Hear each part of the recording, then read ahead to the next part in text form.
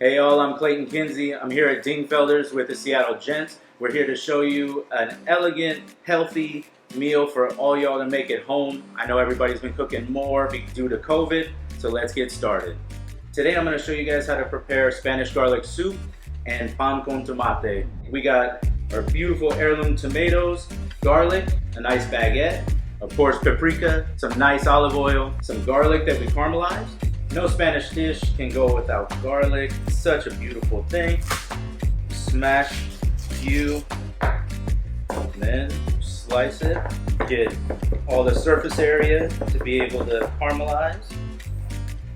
Now it's time to utilize this guy here, our beautiful heirloom tomato, our caramelized garlic, and our baguette. I'm going to add just a little bit of our oil.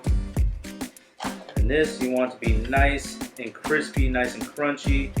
We're going to throw it in the oven, get some nice color on it, because we're going to end up rubbing the tomato on it. Our heirloom tomato, the best part of this, we don't have to do anything to it but cut it in half.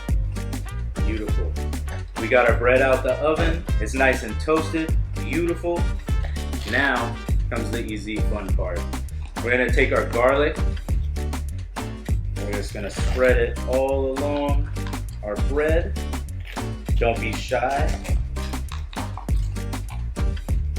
And now we're going to take our beautiful heirloom tomato and we're going to rub it on here. Simple, I know, but beautiful and delicious. You definitely want all the seeds, a little bit of chunks on there. Finish it with a little more oil. And just the tiniest touch of salt.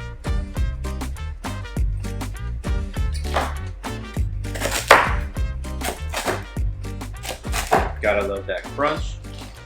And then we have our finished pan con tomate. And then after all that, here we got the final product for our Spanish garlic soup.